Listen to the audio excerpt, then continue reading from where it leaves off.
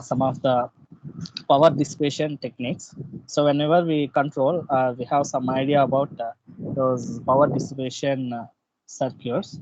So whenever we rectify those power dissipation requirements, so then simply we have to operate that device under low power. So under low power.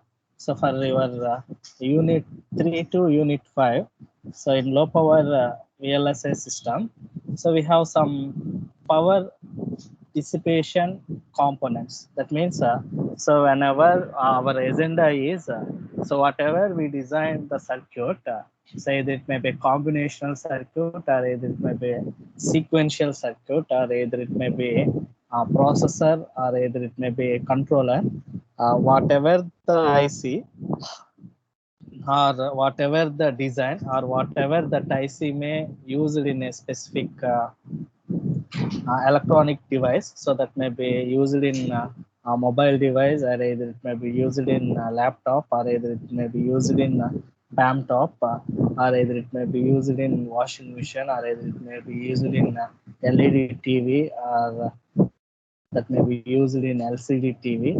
So wherever we placed that IC, so simply whenever we design that IC in a specific manner or to do a specific application, so the IC should be that IC should be performed very effectively, and also that will be consumed low power. So whenever that will be consumed the low power, and that will be the life of that IC will be that life will be increases, and the speed of the circuit is also increases, and the efficiency that circuit will increases. So we have some of the uh, different type of power dissipation. So already we seen those are nothing but static power and the dynamic power dissipation. So the static and the dynamic power will be takes place. So whether the circuit may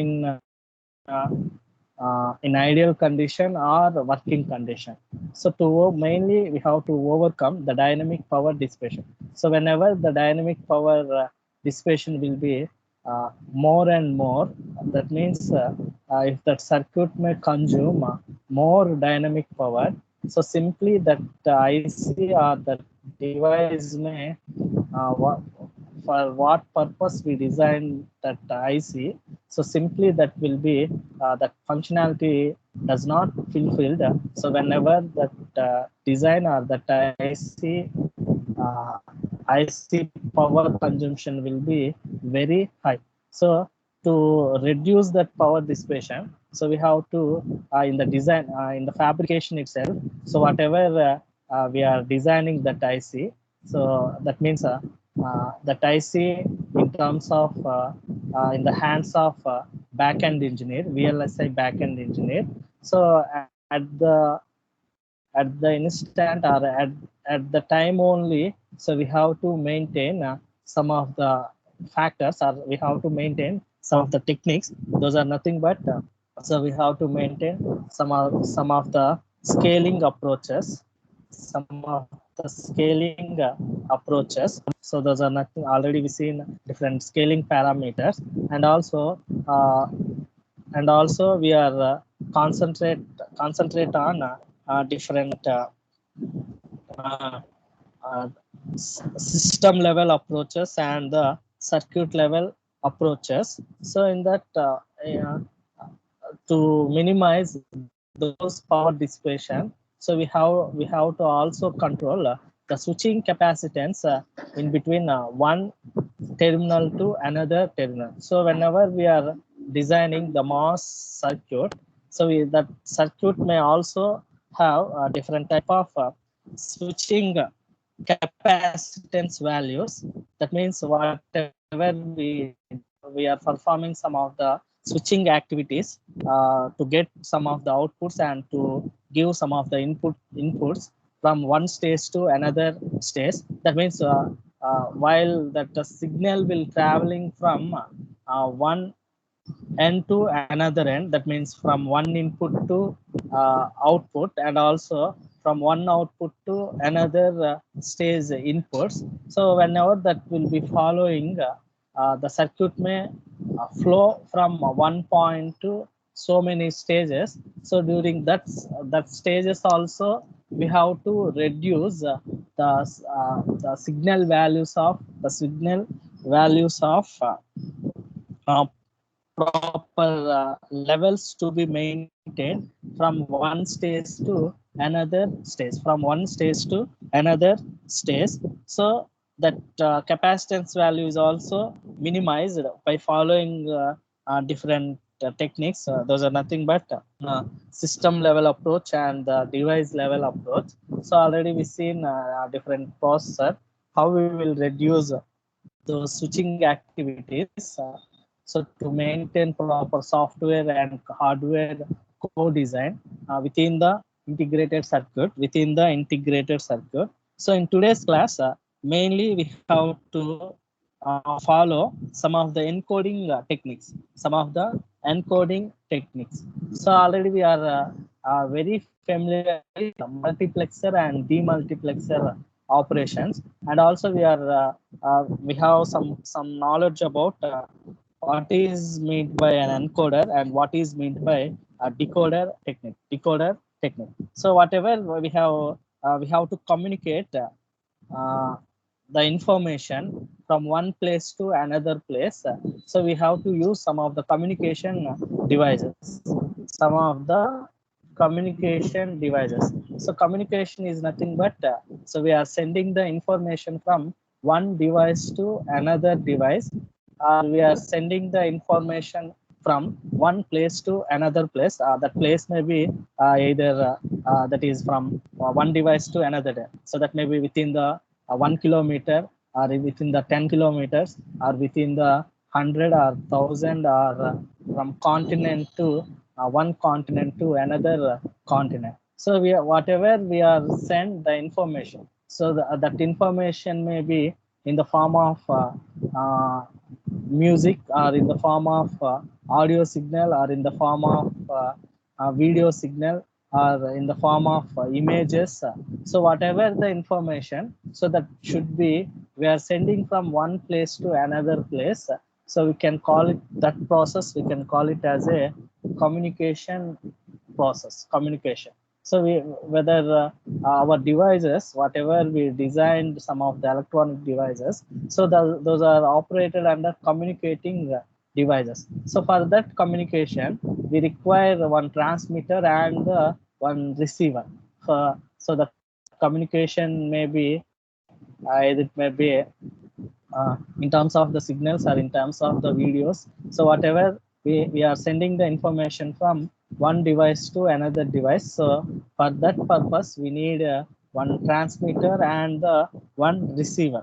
So in this transmitter, at that whatever we are sending the information from the transmitter. So in the transmitter, we have to use uh, one encoder for we have the multiple inputs or multiple devices. So for that multiple operations, so we have to send that multiple signals by using the encoder devices. So at the transmitter, we have require one encoder to transmit multiple signals to a specific receiver. So at the receiver also, so at the receiver, that means at the destination point, also require another device, that is nothing but a receiver. So that receiver have to recollect those signals from the transmitter. So that device is also require some electronic device, that is nothing but receiver. So that receiver must and should consist a decoder. So in this process, whatever we are transmitting different encoded signals that will be used by encoding process, and whatever we are decode, we have to receive some of the encoding signals at the receiver part. So we require a decoder device. So whenever we have a proper encoder and decoder, so you can simply understand whatever the information that will be sended sended or sent from the transmitter. So there will be a meaningful communication will be performed whenever we have the encoder at the transmitter and the decoder at the receiver. So here, what is meant by bus encoding means, so why we are discussing this encoder and the decoders in low power circuit means, so whatever we are sending the information from transmitter to receiver, so that sending information is also process or also carry some of the power levels from the transmitter to receiver.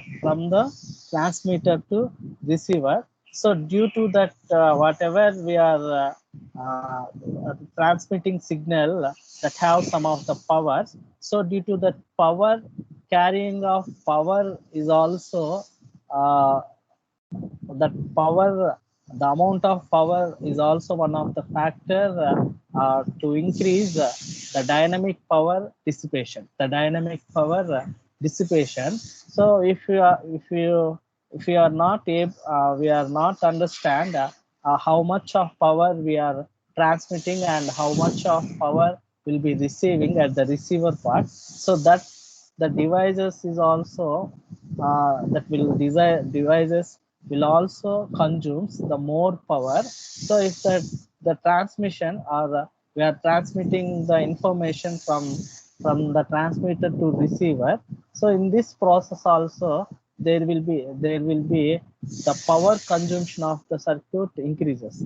So whenever that power consumption of the circuit will be increased, so our devices, whatever either it may be a mobile or either it may be satellite device or either it may be some of the communication devices is usually Navy or military applications. So the devices is not able to do their operation. That means suddenly the device will be uh, suddenly the device will face so many problems. Either it may be the device may be suddenly spoils the entire operation, or the device may it may be in sudden cases the device may be switched off.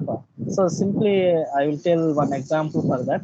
So if our device is not able to support the video signals, so even though we receive some of the link of that video, but we are unable to open the video signal. So while we are trying to do open that video, so suddenly we get our device may be in case some of the devices may be switched off, or some of the devices may be some of the uh, blinking, or some of the corrupted display will be displayed while we are opening that type of files. So that is due to some of the power levels not matched with a specific device. So we have to expect that type of situations when our device will doesn't follow proper power minimization or power dissipation techniques. So here we will see what is meant by bus encoding and encoding techniques and decoding techniques while we are transmitting the information from one device to another device. So while when we are using the system level approach or a device level approach, so here the intrinsic capacitances of system level buses are usually several orders of magnitude.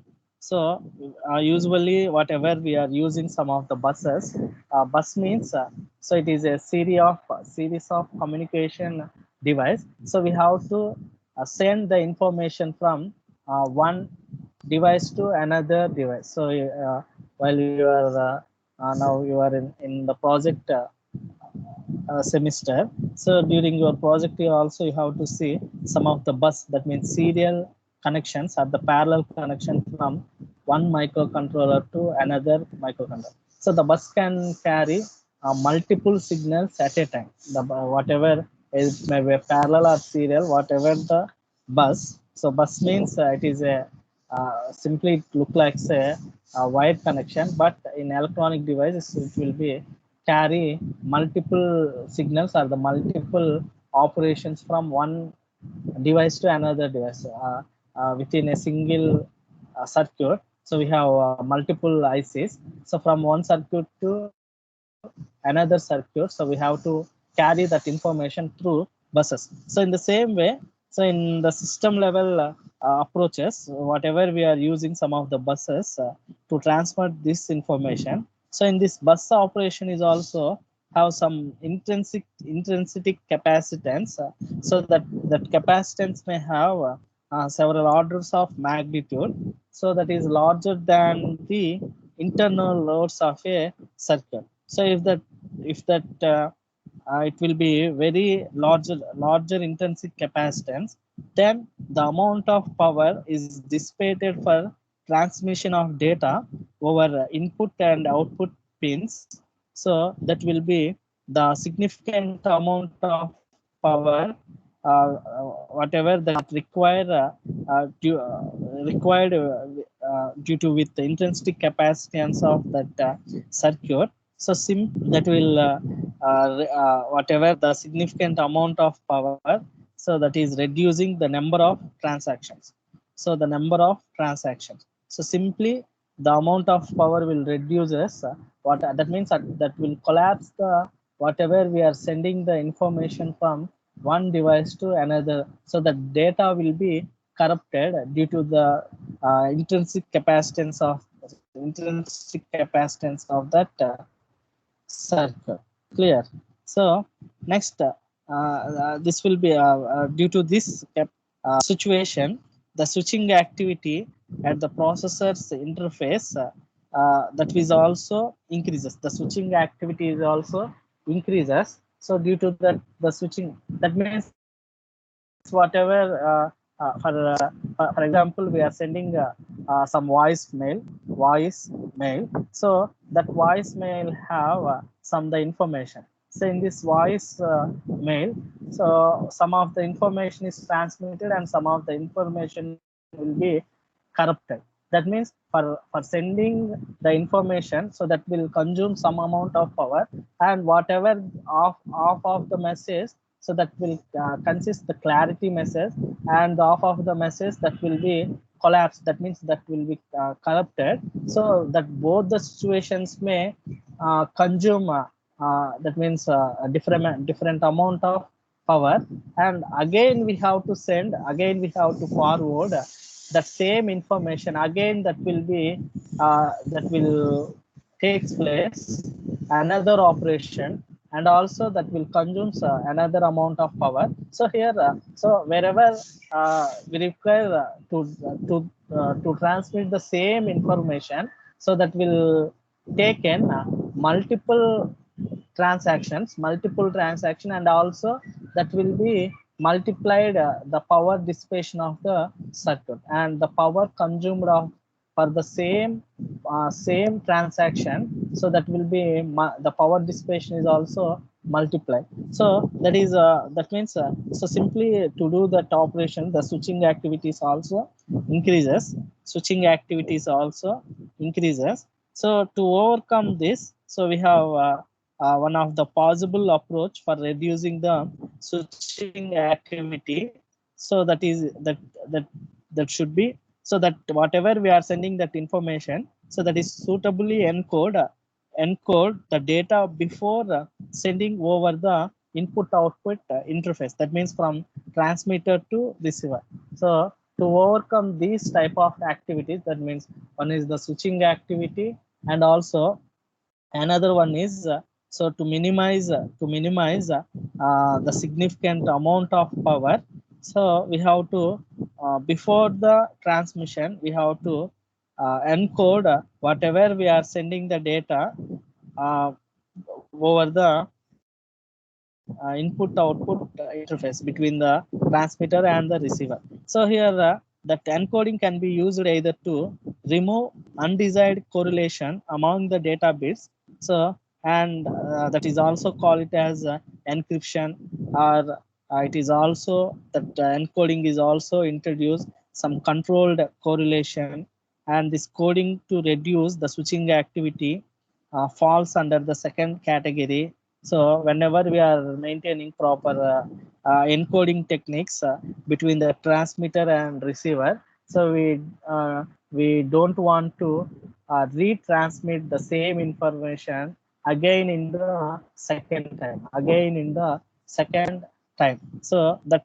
number of transactions or the activities will be reduced. So whenever we have to follow some encoding and decoding techniques between the transmitter and the receiver. And also, so to reduce this switching activity, it is necessary to increase the correlation among the signal values that whatever we are transmitted, the data over the input and output IO pins. IO pins. So these coding techniques we have mainly in this coding scheme. So we have to mainly divide mainly two categories. One is the non-redundant and the redundant techniques. So up to now we've seen what is meant by communication, and the communication what type of devices we require to transmit the information and information from one end to another end. So what are the situations may occur? So whenever we don't follow proper encoding and decoding techniques from one side to another side, from one end to another end. So what are the problems may causes uh, without we are maintaining proper devices from one one end to another end. So to overcome that, so we have to do some of the encoding and the decoding process. So whenever we have to use the encoder and decoder, so we have to reduce the switching activity, and also the power uh, that whatever the power requirement of the devices that will be reduced by using a suitable encoder and the decoder. So during this encoding and decoding techniques, again we have to mainly we have to follow two broad categories. That means two different types of encoding techniques. Those are nothing but non-redundant and the redundant techniques. Redundant techniques, right? In this, what is meant by non-redundant and the redundant techniques is so already have some of the here. So you have to see this diagram, that is encoder and decoder blocks in the sender chip and the receiver chip, or at the transmitter side and the receiver side. So whatever at the sender side, in the sender chip, so we have the sender device. That means whatever we are sending the information, so that is nothing but sender, and that information will be carried by different sending lines, or the sending pins. So that will be denoted with n, and that will be given to the encoder.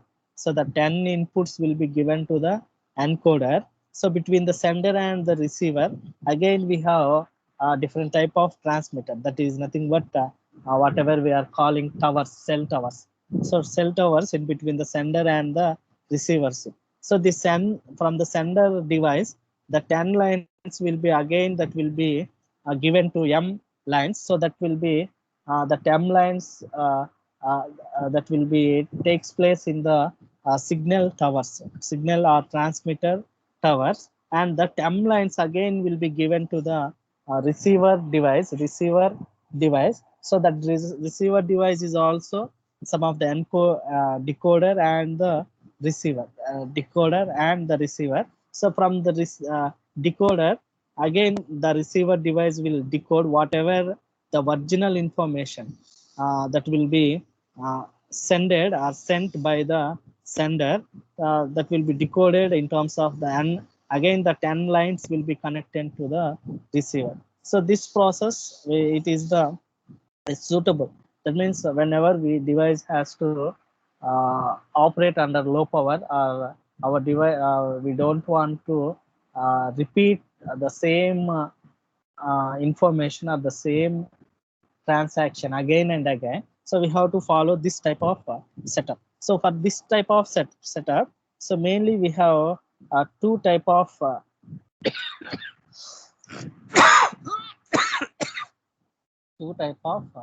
encoding and decoding techniques. Those are nothing but non-redundant and redundant. So in case of redundant coding, so what is meant by redundant, non-redundant coding is, so in non-redundant coding, an n-bit code is translated into another n-bit code.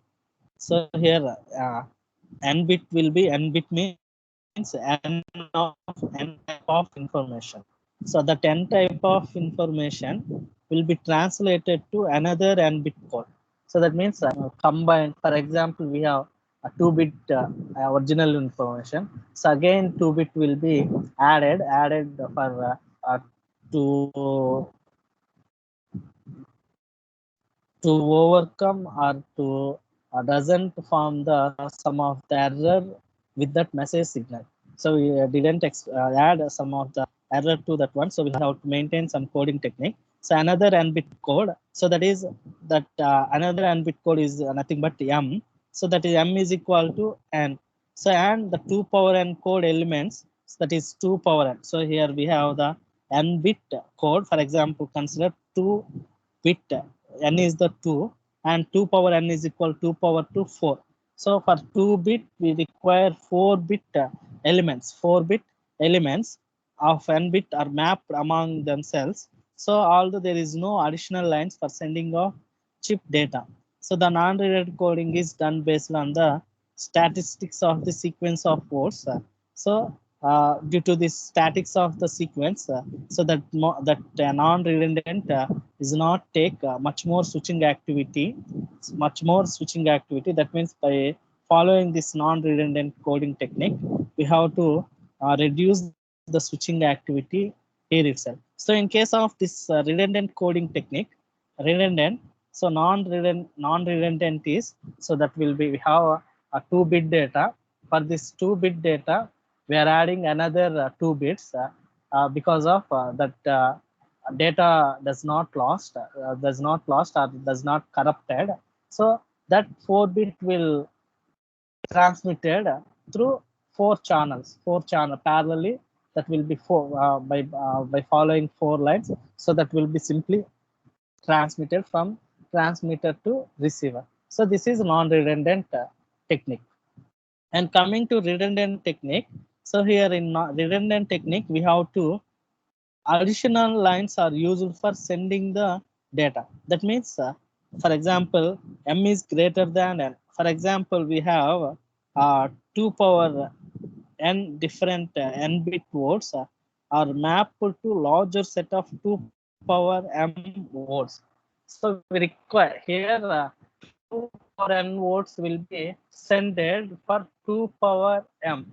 That means whatever we require, 2 power n is equal to 3, 2 power 3, n is equal to, consider 3. So we that is that may require 2 power m. So that m may changes, the either it may be 4, m is equal to 4, or m is equal to 5. So that means in redundant technique, 4 bits are sent by 2 power cube. That means 8 lines or 8 channels are required to send 3-bit data. 3-bit data. So that is the difference between redundant and the non-redundant. So whenever we have to use this type of redundant, so in the redundant techniques, the switching activities may more transitions or the transactions will be takes place in the redundant technique. If the more number of transactions are required, so the switching activities also increases, the switching activities of the device is also increases. So if the switching activities are increases, the power required or the power consumption of that transmission for bit per bit or per data, so that should be increases. So whenever this power consumption should not match with the sender and the receiver devices, so definitely that the life of the device and that performance of the device will be decreases. Performance of the device will be decreases, and that will be not used uh, in low power category. So that's why mainly we have to prefer the non-redundant techniques, non-redundant techniques. So to overcome this redundant coding technique, so here we have two alternatives. So one is the encoder and decoder may be memoryless, or that may have the memory elements for the purpose of encoding or decoding. So if an n-bit word has an EQ m-bit code word, then either encoder or decoder requires memory. So another second possibility is use static one to many mapping. So one to many mapping is to be used in case of we have to do the redundant technique in between the transmitter and the receiver. So that one to many mapping may require 2 power n words and 2 power m code words. So the current state of the encoder selects a particular m-bit code word for transmission out of several alternatives for a particular n-bit data word. So in this scheme, an encoder requires memory, but decoder can be implemented without memory. So whenever we have to choose the second case, in this case, so definitely the sender part required the memory, and the decoder, that means receiver part, doesn't require the memory. So these are the two possibilities whenever we have to do the transmission in the case of the redundant techniques. Redundant techniques. So these are the techniques we are using to reduce the uh, internal capacitance, internal parasitic capacitance. So whenever we reducing that capacitance values or levels, so simply that processor or the device will be operated under low power. We will be operated under low power. So this is about today's class. So in the next class, we will see what is meant by gray coding and what is meant by one hot coding. So these coding techniques we will discuss in another class. So thank you for watching this video. We'll continue in next class.